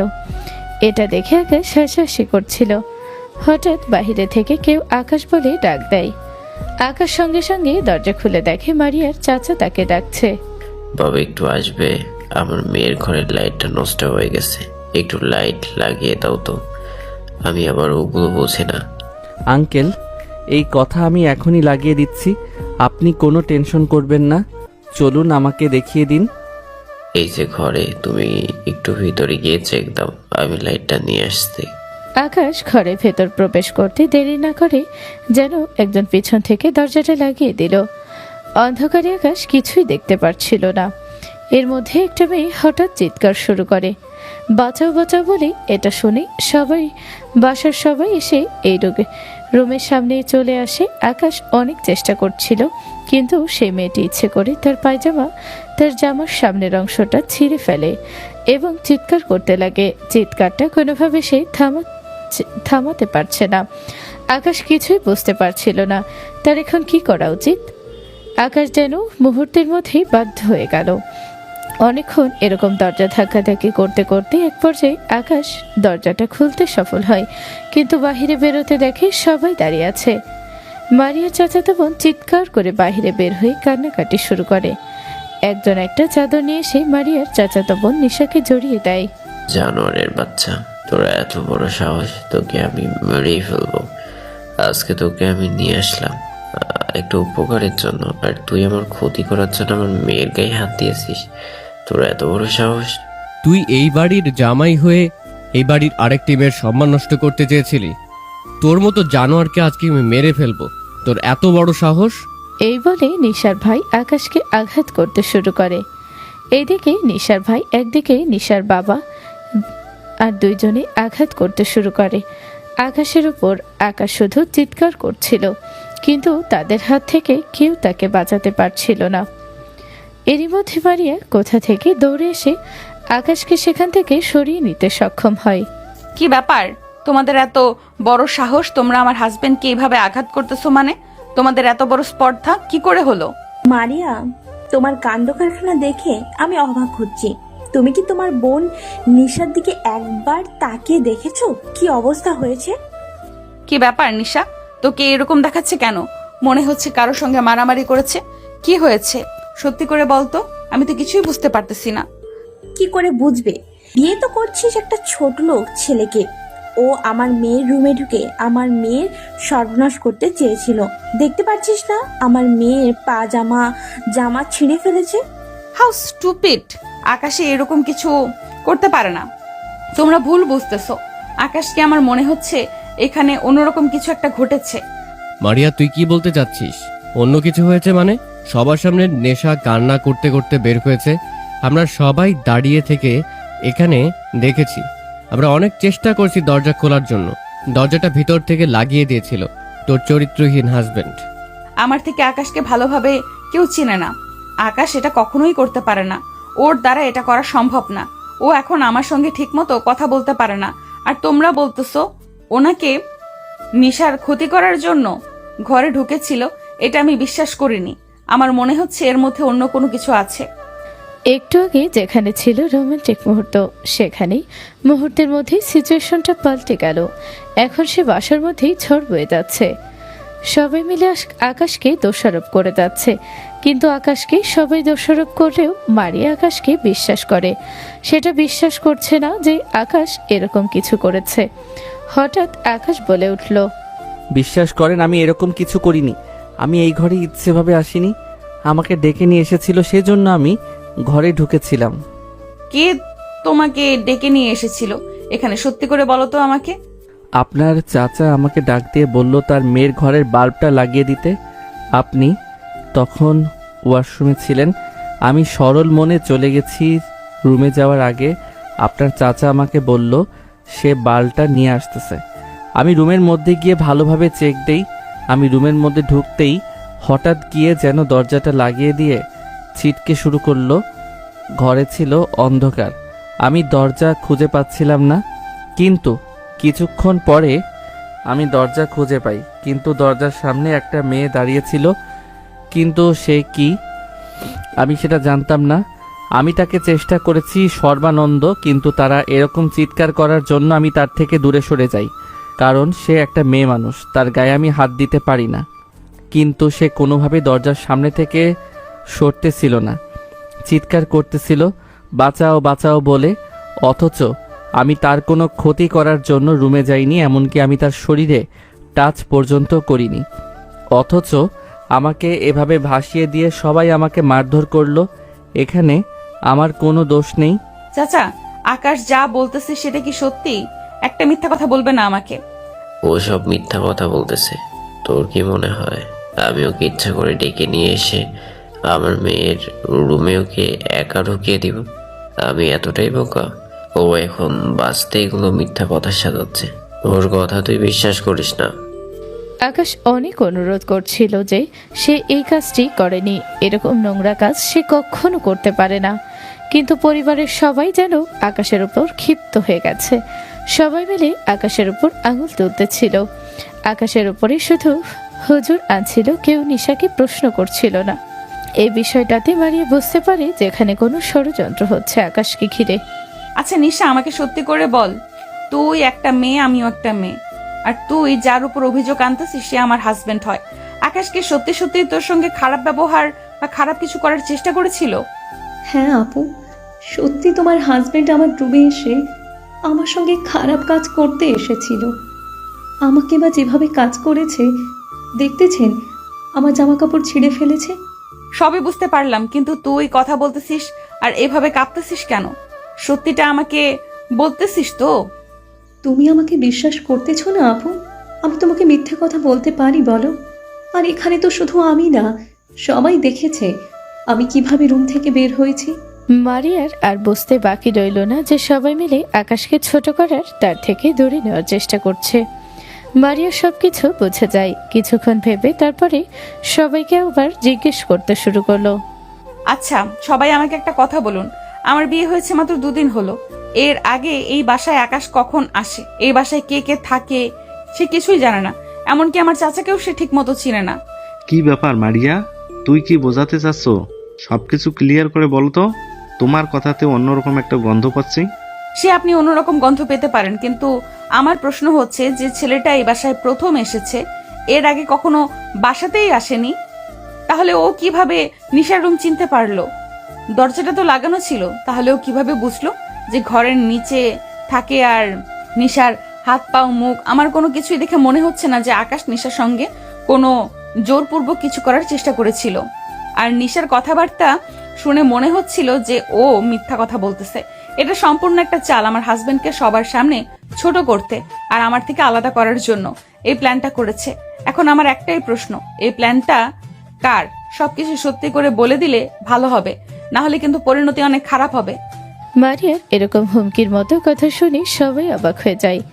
মারিয়ার কথার জবাব কেউ দিতে পারছিল না। সবার জন্য মাথাটা নিচের দিকে নেমে গেল। মারিয়া তখনই বুঝে গেল এখানে অনেক বড় একটা ষড়যন্ত্র করা হয়েছে। মারিয়া এরকম দেখার পরে আরো বেশি রেগে গেল। সবাইকে প্রশ্ন করতে শুরু করলো। কি হলো এখন সবাই চুপ কেন? আমার প্রশ্নের উত্তরটা কই? তুমি আমাদের কথা বিশ্বাস করতেছো না কেন? তুমি মন খারাপ হবে একটা কথা বললে সেটা সবাই মেনে নেবে, এটা কিন্তু হবে না। তোমার হাজবেন্ড দেখে ছাড় দেওয়া হবে না। আপনারা বিশ্বাস করলাম, এরকম কিছু করিনি। আবার মিথ্যা কথা বলতেছিস? তুই আমার সঙ্গে এই নোংরা কাজ করার পরও কিভাবে তোর মুখ দিয়ে মিথ্যা কথা বের হয়? সত্যিটা স্বীকার করলে কি হয়? যখন আমি এটা করিনি তাহলে এখানে সত্য মিথ্যা কোথা থেকে আসতেছে বুঝলাম না। কেউ আমাকে কেন বিশ্বাস করতেছে না? কথাগুলো শোনার পরে মারিয়া আরো বেশি রেগে যায়। রেগে গিয়ে নিশাকে টান দিয়ে তার কাছে নিয়ে এসে সজোরে তার গালের উপর একটা চড় মেরে দেয়। চড় মারার পরপরই নিশা কান্না করতে আসলো। সত্যিগুলো স্বীকার করে নিল। নিশা যখনই আসল সত্যিটা স্বীকার করলো তখনই যে যার মতো স্থান ত্যাগ করতে শুরু করলো। কি ব্যাপার চাচ্চু, কোথায় যাচ্ছ তুমি? তোমার মেয়ে তো সব স্বীকার করে নিল, এখন কি করবে? আকাশকে অপমান করলে, ওর গায়ে হাত তুলেছো, ওকে তোমরা মেরেছো, এটার বিচার দিয়ে যাও। দেখো মা, যেটা হবার সেটা হয়ে গেছে। এটা নিয়ে বেশি কথা না বলে রুমে চলে যাও। কেন এখন হঠাৎ এমন ভয় পাচ্ছ কেন? আসল সত্যিটা বেরিয়েছে, তাই জন্য তোমরা এত কিছু নামতে পারো? আমি ভাবতে পারিনি। মারিয়া, আমাকে ক্ষমা করে দিস। আমি অনেক বড় ভুল করে ফেলেছি। এগুলো আমি করেছি বাবার কথায়। হ্যাঁ, তা না হলে এই নোংরা কাজ কখনো করতাম না। মারিয়া, অনেক বলছিস। মা, আর কিছু বলিস না। আমার এমনিতে অনেক লজ্জা বোধ হচ্ছে। চাচ্চু, এই লজ্জাবতটা যদি এই কাজটা করার আগে তোমরা ভাবতে, তাহলে আর এই সময় আমাদের দাঁড়িয়ে থাকতে হতো না। তোমরা আমার হাজবেন্ডকে এইভাবে অপমান করবে আর আমি সেটা চুপচাপ মেনে নেব, তা হবে না। আমি তোমাদের একজনকেও ছাড়বো না, আমি তোমাদের সবাইকে দেখে নেব। যদি দেখতে হয় আগে তাহলে তোমার আব্বুকে দেখো, ওই সব কিছুর পিছনে তার হাত আছে। মারিয়া কথাটা শোনার পরই যেন স্তব্ধ হয়ে গেল। তার মুখের ভাষা হারিয়ে ফেলল। সে তার বাবা এই কাজ করেছে এটা শোনার পরে তার মাথায় যেন আকাশ ভেঙে পড়ল। তার বাবা যে কাজ করেছে সেটা এখনো সে মানতে পারছে না। তাহলে আব্বুর সঙ্গে জড়িত, বুঝতে পেরেছি। এই পরিবারের সবাই এখন আমার আর আমার হাজবেন্ডের ক্ষতি করার জন্য উঠে পড়ে লেগেছে। আমি সবাইকে দেখে নিব, বলে দিলাম তোমাদেরকে। আচ্ছা, আপনি এখন চলেন, অনেক হয়েছে। যে ষড়যন্ত্র আমার জন্য করেছে আমি বিষয়গুলোতে কিছু মনে করিনি। আপনি এখন চলুন। তুমি আসলে মানুষ নাকি? তোমাকে সবাই মিলে অপমান করলো আর তোমাকে এত খারাপ জায়গায় ফাঁসিয়ে দিল, তারপরেও তুমি রাগ দেখাচ্ছ না? তুমি কি মানুষ নাকি অন্য কিছু? বলো তো আমাকে। যে কাজ আমার সঙ্গে করেছে এটার বিচার একদিন উপরওয়ালাই করবেন। এই কথা বলেই আকাশ মারিয়ার হাত ধরে নিয়ে টানতে টানতে রুমের মধ্যে চলে গেল। রুমে গিয়ে মারিয়া কান্না করতে শুরু করলো যে তার পরিবারের মানুষই তার ভালো চায় না, তার হাজবেন্ডের বিপক্ষে ষড়যন্ত্র করে। এটা সে কোনোভাবেই মেনে নিতে পারছে না যে তার বাবা এর সঙ্গে জড়িত। আকাশ তাকে কোনোভাবেই মানিয়ে নিল, কিন্তু মারিয়ার চাচ্চু এখনো আকাশকে ষড়যন্ত্রের ফাঁদে ফেলার চেষ্টা করে যাচ্ছে। এত কিছুর পরেও মারিয়া চাচ্চু আকাশের উপর প্রতিশোধ নিয়ে ছাড়বে, এটাই যেন তার শেষ পরিকল্পনা। কি ব্যাপার জান, তুমি এরকম রাগ করে বসে আছো কেন বলো তো? তুমি কথা না বললে আমার ভালো লাগে না। এটা বলা উচিত ছিল আমার কিসের কি। আমি তোমাকে সান্ত্বনা দিব, আমি তোমাকে ভালোবাসা দিয়ে সবকিছু বলতে সাহায্য করবো, উল্টো তুমি আমাকে ভালোবাসা দিচ্ছ। তুমি আসলে অন্যরকম একটা মানুষ। যেটা হয়ে গেছে সেটা এখন ভুলে যাও। এখন সামনের বিষয় নিয়ে ভাবতে হবে আমাদের। তাহলে শোনো, তোমার মনটা ভালো করে দেই, আজকে আমরা বাইরের রেস্টুরেন্টে গিয়ে খাওয়া দাওয়া করব। তাই নাকি? এটা তো সুন্দর একটা প্ল্যান। আমি মনে মনে এটাই ভাবছিলাম যে আজকে একটু বাইরে গিয়ে খাওয়া দাওয়া করব। তাহলে তো ভালোই হলো, আমি তোমার মনের কথাটা বলে দিলাম। তাহলে চলো, বেশি দেরি না করে বের হয়ে আমরা এখন। আচ্ছা ঠিক আছে, তাহলে আমি রেডি হচ্ছি। তুমি তাহলে একটু অপেক্ষা করো, আমি আম্মুর কাছ থেকে টাকা নিয়ে আসি। এই কথা বলেই মারিয়া চলে গেল তার আম্মুর রুমে। তার আম্মুর রুম থেকে টাকা নিয়ে আসার সময় দেখে আকাশ নিশার রুম থেকে বের হয়ে তাদের রুমের দিকে যাচ্ছিল। মারিয়া তখন সে বিষয়টাতে বেশি একটা মনোযোগ দেয় না। মানে ভেবেছিল হয়তোবা চাচু তাকে আবার দেখেছিল ক্ষমা চাওয়ার জন্য। সে তাই ঘরে এসে আকাশকে জিজ্ঞেস করে, তুমি আমার নিশার রুমে গিয়েছিলে কেন? না কিছু না, এমনিতেই গেছিলাম আর কি। আর আমি তো তোমার বোনের রুমে যাইনি, আমি এমনিতেই একটু বাইরে গেছিলাম। ও আচ্ছা, তাহলে রেডি হয়ে নাও তাড়াতাড়ি। ও তুমি কি রেডি হবে? তুমি তো অলরেডি রেডি হয়ে বসে আছো দেখতেছি। আমার তো তাহলে লেট হয়ে গেল, একটু অপেক্ষা করো, আমি রেডি হচ্ছি। আকাশ আর মারিয়া রেডি হয়ে দুইজন রেস্টুরেন্টের উদ্দেশ্যে রওনা হয়ে গেল। তারা দুইজন অনেক হাসি খুশি ভাবে একজন আরেকজনকে জড়িয়ে ধরে একটা রিক্সা নিয়ে রেস্টুরেন্টের দিকে চলে গেল। রিক্সায় উঠে একজন আরেকজনকে জড়িয়ে ধরে গুনগুন করে গান শোনাতে শোনাতে রেস্টুরেন্টের সামনে পৌঁছে গেল। এ রিক্সা ভাড়া দিয়ে রেস্টুরেন্টের ভিতরে গিয়ে খাবার অর্ডার দিল। এরই মধ্যেই আকাশের মোবাইলটা বেজে ওঠে। পকেট থেকে ফোনটা বের করে দেখে তার বন্ধু ঈশান ফোন করেছে। কেউ পাশেই আছে, তাই আকাশ তার বন্ধু ঈশানকে রেস্টুরেন্টে আসতে বলে। আরে ঈশান যে, কেমন আছো তুমি? তো দেখাই পাওয়া যায় না। এই তো ভাবি, আলহামদুলিল্লাহ অনেক ভালো আছি। আপনি কেমন আছেন? আমি তো এখানে এসে আপনাদের মাঝখানে কাবাব মেয়ে হাড্ডি হয়ে গেলাম। আমার মনে হয় এখানে আসা উচিত হয়নি। আরে কি বলতেছে এগুলো? আসা উচিত হয়নি মানে? একসাথে আড্ডা দিব, খাওয়া দাওয়া করব, এটার তো অনেক মজা। আমি তো বুঝতে পারতেছি তোর এখানে কেন এসে বিরক্ত লাগতেছে। নে শালা, সারা জীবন তো ছ্যাঁচড়ামি করে গেলি। বিল নিয়ে কোনো টেনশন করিস না, বিল আমি দেব, সমস্যা নাই। আরে তুই তো দেখতেছো আমার মান সম্মান নষ্ট করে দিলি। আমি কি এতই ছ্যাঁচড়া নাকি যে বিলের জন্য ভয় পাবো? আজকে সব টাকা আমি দেব, সমস্যা নেই। কি বলতেছো তুমি? টাকা দিয়ে মানে? টাকা দিব আমি? তোমার কোনো টাকা দিতে হবে না, তুমি শুধু খাওয়া দাওয়া করো। ভাবি, একদিন আপনাদের বাসায় ইনভাইট করে নিয়েও গেলেন না। বিয়ের পর থেকে অনেক চাপ যাচ্ছে, তাই কাউকে বলতে পারিনি। তাহলে এখানে খাওয়া দাওয়া করে আজকে তাহলে আমাদের বাসায় দিয়ে ঘুরে যাও। বললেন যখন আজকে, তাহলে অবশ্যই যাব। আমাকে আর দ্বিতীয়বার বলতে হবে না, আমি রেডি আপনাদের সঙ্গে যাব। মারিয়া, আকাশ, ঈশান অনেক আনন্দ নিয়ে মজা করতে করতে খাওয়া দাওয়া শেষ করে বিল দিয়ে ঈশানকে নিয়ে তাদের বাসায় যাচ্ছিল। তারা তিনজনে আড্ডা দিতে দিতে বাসার দিকে যাচ্ছিল। বাসায় গিয়ে সরাসরি তাদের রুমে নিয়ে যায়। বাহ ভাবি, আপনার রুমটা তো দেখতেছি অনেক সুন্দর করে সাজানো। আপনার চয়েস আছে বলতে হবে। যাক, তোমার তো আমার রুম পছন্দ হয়েছে। তোমার বন্ধু তো একবারও বলে না যে এই রুমটা অনেক সুন্দর করে সাজিয়েছি আমি। কথা বলতেছো তোমরা দুইজন, আর মধ্য থেকে আমাকে ফাঁসিয়ে দিলে না? কিরে, তাই বলে ভাবির একটু প্রশংসা করিস না? রুমটা কত সুন্দর করে সাজিয়েছে। বিয়ে তো এখনো করিসনি, তাই বুঝতে পারিস না বউ কাকে বলে। বিয়েটা কর, তারপরে বুঝতে পারবি বউ কি জিনিস। তার মানে কি আমি তোমাকে জ্বালাই নাকি সবসময়? এর মধ্যে হঠাৎ করে মারিয়ার আম্মু দরজার বাহিরে থেকে ডাকতে শুরু করলো। মারিয়ার দরজা খুলে বাহিরে তার মাকে দাঁড়িয়ে দেখে বলে, কি হয়েছে? তখনই তার মা বলে ওঠে, তোর চাচাতো বোনের ঘর থেকে নাকি টাকা চুরি হয়েছে, আর সন্দেহ এটাই টাকা তোর হাজবেন্ড নিয়েছে। এটা তোর চাচু বলছে। কি বলতেছো আম্মু? তোমার মাথা ঠিকঠাক আছে? তোমরা বারবার কেন আমার হাজবেন্ডকে অপমান করতে উঠে পড়ে লাগো? দেখ, এখানে আমার কোনো দোষ নেই। আমাকে বারবার করে গিয়ে বলতেছে যে আকাশকে নাকি তার রুমের পাশ দিয়ে যেতে দেখেছে।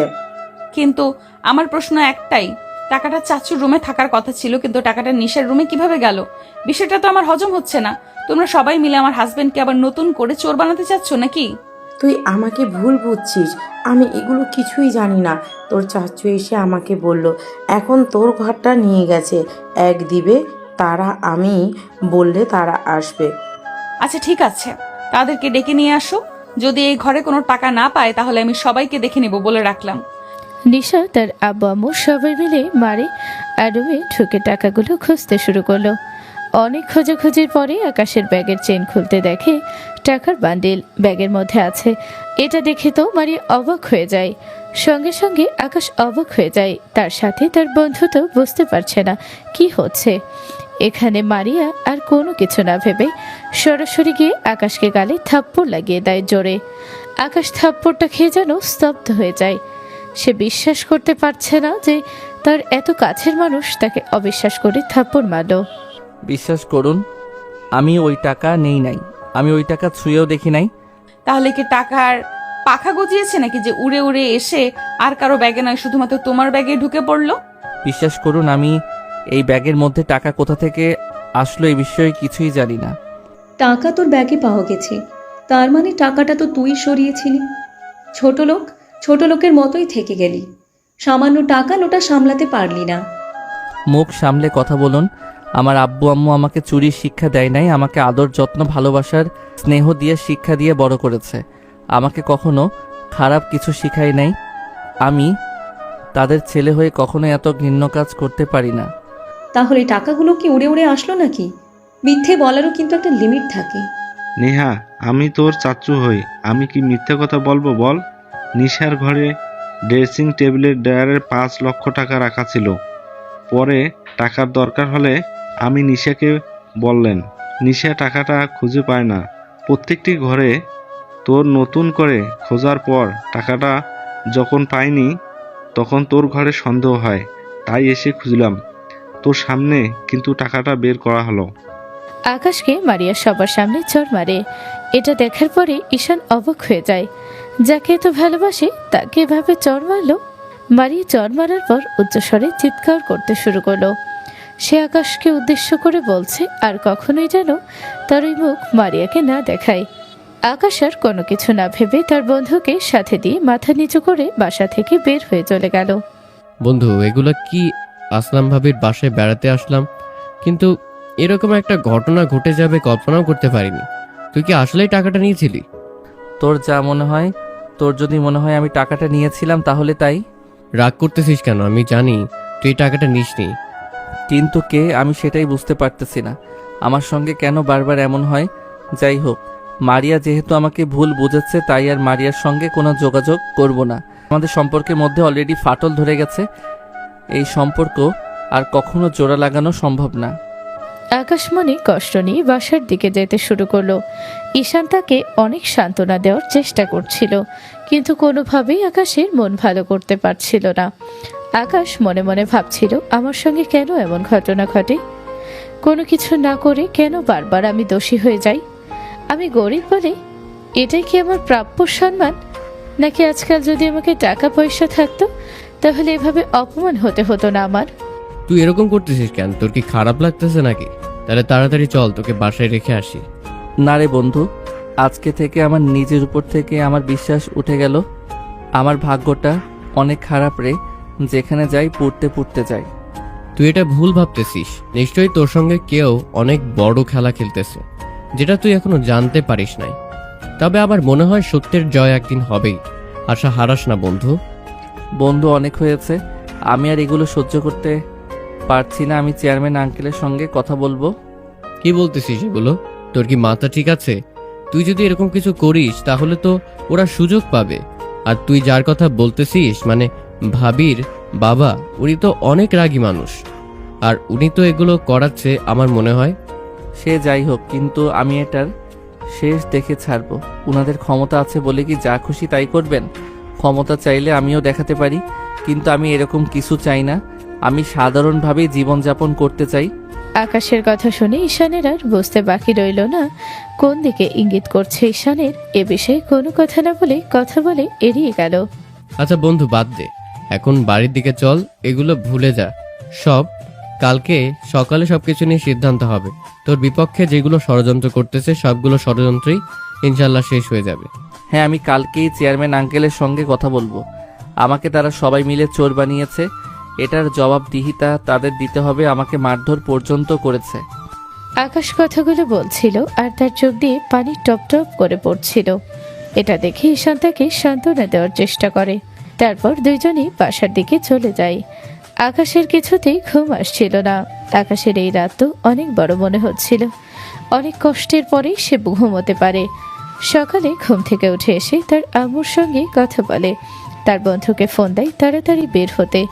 তারা আজকেই চেয়ারম্যান তথা মারিয়ার বাবার সঙ্গে কথা বলবে, কিন্তু তার মা বাধা দেয় তাকে। দেখ বাবা আকাশ, ওরা কিন্তু ভালো মানুষ নয়, ওদের সঙ্গে তুই পেরে উঠবি না। আমি একটা কাজ করতেছি, তোর বাবাকে ফোন করতেছি। না আম্মু, বাবাকে ফোন করতে হবে না, আমি একাই যাব। সাথে আমার বন্ধু আছে, সমস্যা নাই, তুমি চিন্তা করো না। ওদের অহংকার আজকে শেষ করে আসবো। আচ্ছা ঠিক আছে, তুই তো মানবি না, যাকে ওখানে পাঠাতে হবে আমি তাকেই ফোন করতেছি। সমস্যা নেই, তুই যা। আম্মু, তোমাকে কিন্তু আমি অনেকবার নিষেধ করেছি যে তার কথা আমার সামনে বলবে না। তুমি তারপরও কেন ওনার কথা আমার সামনে বলতে থাকো? তোমার কাউকে ফোন করতে হবে না, আমি একাই যথেষ্ট। কথাটা বলেই আকাশের রাগ করে বাসা থেকে বের হয়ে গেল। তার বন্ধুর আর সে দুজন মিলে মারিয়ার বাবার সঙ্গে দেখা করতে যাচ্ছে। তারা দুজন মিলে কি মারিয়ার বাবার সঙ্গে পেরে উঠবে? আকাশের আম্মুর অনেক চিন্তা হচ্ছিল আকাশকে নিয়ে, তাই সে আর কোনো কিছু না ভেবেই একজনকে ফোন দিয়ে আকাশ কোথায় যাচ্ছে সেই লোকেশনটা দিয়ে দেয়। কিন্তু সেটাকে এখনো বোঝা যাচ্ছে না। সেই মানুষের কথা আকাশের আম্মু প্রকাশ করেনি, আকাশও প্রকাশ করেনি। তুই কোনো চিন্তা করিস না বন্ধু, আমি তোর পাশে আছি, সমস্যা নেই। তোর জন্য আমি শেষ পর্যন্ত লয়ে যাব। তোর মতো বন্ধু থাকলে আর কিসের ভয় বল? তুই আমার পাশে আছিস দেখে আমি এত সাহস পাই। ওখানে গিয়ে কিন্তু মাথা গরম করবি না, বুঝতে পেরেছিস? তো মাথা ঠান্ডা রেখে কথা বলবি। তারা দুজনে ভাবে কথা বলতে বলতে মারিয়ার বাবার অফিসে চলে গেল। মারিয়ার বাবা আকাশকে দেখে তেলে বেগুনে জ্বলে উঠতে লাগলো। আকাশের একটু সহ্য করতে পারছিল না। সেখানে আরও উপস্থিত ছিল মারিয়ার চাচা, মারিয়ার চাচাতো ভাই। মারিয়ার বাবা বলতে লাগলো, কি ব্যাপার, তুই এখানে কেন? তুই তো কালকে আমাদের বাসা থেকে টাকা চুরি করেছিস, আবার নতুন করে কি নাটক করতে এসেছিস এখানে? আঙ্কেল, আমি কোনো টাকা চুরি করিনি, এটা আপনিও জানেন, আর এখানে যারা উপস্থিত আছে সবাই জানে আমাকে ফাঁসানো হয়েছে। কিন্তু কি জন্য, আমার অপরাধটা কি? তুই যদি এখানে আর একটা কথা বলিস তাহলে তোর মাথা আর থাকবে না। তোকে ভালোভাবে বলতে সেখান থেকে চলে যা। কালকের মধ্যেই তোর বাসায় ডিভোর্স লেটার চলে যাবে। আমার মেয়েকে তোর সঙ্গে আর থাকতে দিব না আমি। আঙ্কেল, এটা কিন্তু আপনি ঠিক করতেছেন না। আমি কি গরিব ঘরের ছেলে দেখে আমার সঙ্গে এরকম করতেছেন? এই ফকিনের বাচ্চাটা তো অনেক কথা বলতেছে। ধর তো ওকে, আজকে ওকে মেরে ফেলবো, তোরা কাউকে ছাড়বি না। আকাশকে মারিয়ার চাচাতো ভাই আর মারিয়ার চাচাতো ভাইয়ের বন্ধু দুই পাশ থেকে ধরে ফেলল। আকাশের বন্ধু ঈশান বুঝতে পারল যেখানে অনেক কিছু ঘটতে চলেছে, তাই আর দেরি না করে সে সঙ্গে সঙ্গে মারিয়াকে ফোন করে, সেখানে আসতে বলে। মারিয়া দ্রুত বাসা থেকে বের হয়ে তার বাবার অফিসের দিকে আসতে শুরু করলো। এদিকে হঠাৎ একটা লোক মাইক্রোবাস থামিয়ে সেই অফিসের দিকে ঢুকতে শুরু করলো। ঈশান তাকে প্রথম দেখাতেই চিনে ফেলেছে। তার পিছন পিছন রুমের মধ্যে প্রবেশ করলে মারিয়ার বাবা বলে উঠল, আরে সোহেল স্যার, স্যার আপনি আপনি এখানে কি করতেছেন? আসুন আসুন, বসুন। হ্যাঁ, এখানে একটা দরকার আসছিলাম, ভাবলাম তোমার সঙ্গে একটু দেখা করে যাই। কিন্তু এখানে কি হচ্ছে? এভাবে একটা ছেলেকে মারধর করতেছো কেন? কার কথা বলতেছেন? ওই ফকিন্নির বাচ্চার কথা। ও কালকে আমার বাসায় চুরি করেছে, কালকে ওকে বাসা থেকে বের করে দিয়েছে, কিন্তু আজকে এখানে এসেছে বিচার দিতে। তোমাদের কাছে কি প্রমাণ আছে যে ও টাকা চুরি করেছে? আর ছেলেটাকে এরকম মারধর করতেছো কেন? আর এই ছেলেটা কে হয় তোমার? তোমার বাসায় কি কাজ করে নাকি? আকাশ আর ঈশান সোহেল সাহেবের কথা শুনছিল আর অবাক হচ্ছিল। আকাশ সোহেল সাহেবকে দেখে তার মাথার উপর দিকে তুলল না। সেই মাটির দিকে চোখ রেখে চোখ করে আছে আর চোখ দিয়ে ঝরঝর করে পানি পড়তে শুরু করলো। এটা সোহেল সাহেব দেখে ফেলে। কি আর বলবো স্যার, আসলে এই ফকিনের বাচ্চাটা আমার মেয়েকে ভুলভাল গুছিয়ে বিয়ে করেছে। ওর কোনো যোগ্যতা আছে নাকি আমার মেয়েকে বিয়ে করার? তাই আজকে ওকে শেষ করে ফেলবো। হঠাৎ সেই রুমের মধ্যে মারিয়া প্রবেশ করলো। মারিয়া তাকিয়ে দেখে আকাশকে তার চাচাতো ভাই আর তার বন্ধু মিলে দুই পাশ থেকে ধরে আছে, আর আকাশ অঝরে কান্না করছে। এটা দেখে সে অনেক কষ্ট পায়। তার বাবাকে বলতে শুরু করে, আবু, এটা কি করতেছো তুমি? আকাশ কিরকম মারধর করতেছো কেন? আমি তো তোমাদের বললামই আকাশকে আমি ডিভোর্স দিয়ে দিব, কেন ওকে ডেকে এনে এইভাবে মারধর করতেছো? কি ব্যাপার মারিয়া, তুমি এখানে কেন? তোমাকে এখানে কে আসতে বলেছে? তুমি এখনই যাও এখান থেকে। আমি এখান থেকে জেনে আসিনি, আমাকে মুখ খুলতে বাধ্য করো না। আর এখানে ডিআইজি সোহেল স্যারকে ডেকে নিয়ে আসছে, তুমি কি আকাশকে পুলিশে দিচ্ছ নাকি? মারিয়া কথাগুলো বলার সঙ্গে সঙ্গে সোহেল সাহেব হেসে দিল। এটা দেখে সবাই একটু অবাক হয়ে গেল। স্যার আপনি হাসতেছেন কেন? আচ্ছা, তুমি তো জানো না আমি এখানে কি জন্য এসেছি, কিন্তু আমার কথা হচ্ছে এই ছেলেটাকে যে তোমরা ধরে নিয়ে এসেছো, একটা চুরির অপবাদে সে যে চুরি করেছে এটার প্রমাণ আছে তোমার কাছে? আর ওকে যে এরকম ফকিন্নির বাচ্চা বলে গালি দিচ্ছ, ওর বাবাকে কি তোমরা কেউ চেনো? না স্যার, আপনি ভুল করতেছেন। ওর বাবা তো সামান্য একটা ব্যবসা করে খায়, ওর বাবাকে আমরা চিনব না কেন? আপনি একটা কাজ করুন, এই ফকিনের বাচ্চাকে ধরে নিয়ে যান। কয়েকদিন জেল খাটলে এমনিতেই ঠিক হয়ে যাবে। চেয়ারম্যান সাহেব, এবার কিন্তু একটু বেশি বেশি হয়ে যাচ্ছে। আপনি আকাশের বাবার সামনে আকাশকে ফকিনীর বাচ্চা বলে গালি দিচ্ছেন। এর পরিণাম কি হবে সেটা কি একবার ভেবে দেখেছেন? আকাশের বাবা মানে কে? আকাশের বাবা?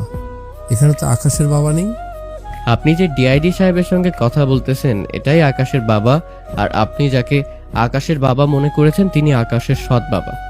ঈশানের মুখে কথাটা শোনার পরে রুমের মধ্যে গমগমে অবস্থা চলে আসলো। মারিয়ার বাবা অবাক হয়ে গেল।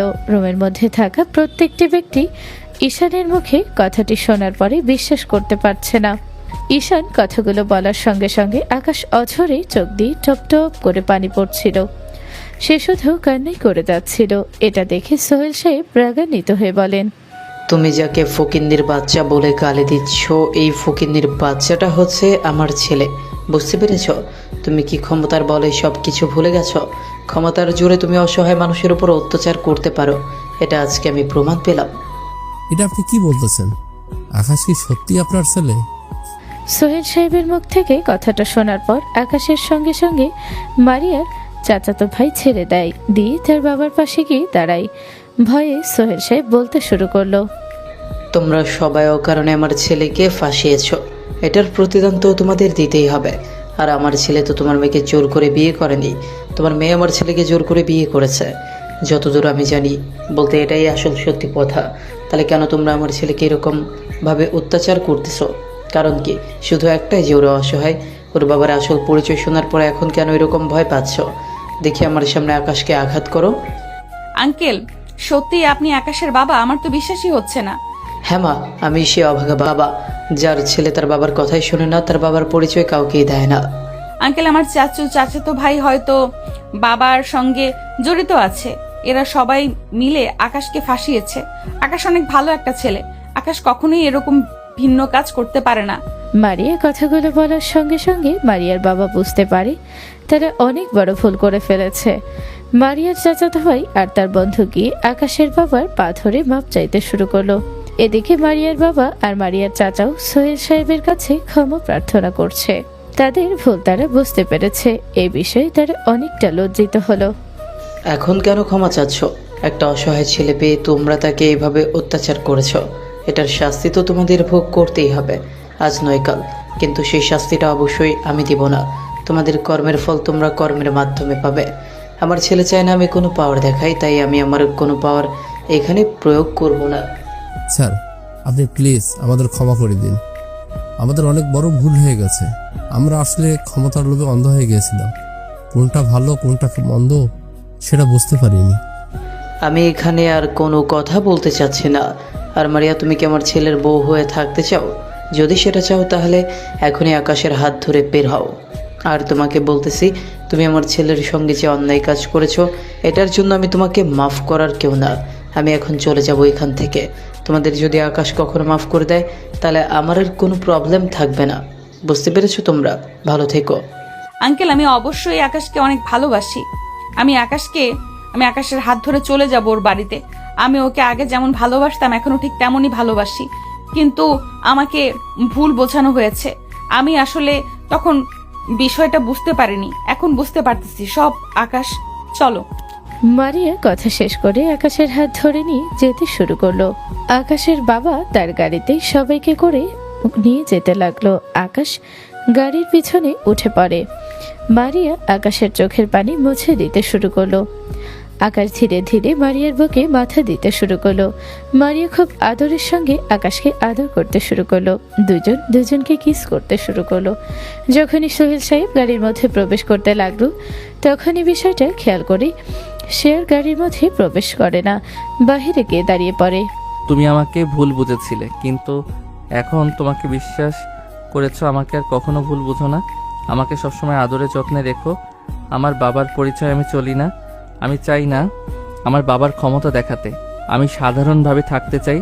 তুমি কি সাধারণ মানুষের সঙ্গে থাকবে? কি বলতেছো এগুলো? আমি প্রথম থেকেই তোমাকে সাধারণ ভেবেই তোমার কাছে আশ্রয় নিয়েছিলাম। তোমাকে ভালোবেসেছিলাম। সারা জীবন এভাবেই ভালোবেসে যাব। তারা দুজনকে জড়িয়ে ধরে আদর করতে শুরু করে। তাদের আদর করা শেষ হলে তারা সোজা আকাশের বাসার দিকে চলে যায়। আকাশের বাবা আকাশের বন্ধু বিষয়টা উপভোগ করে। আকাশ মারিয়ার বুকে ঘুমিয়ে গেছে। এটাই হলো ভালোবাসার আসল সৌন্দর্য। এভাবেই বেঁচে থাক পৃথিবীর সকল ভালোবাসা। সমাপ্ত।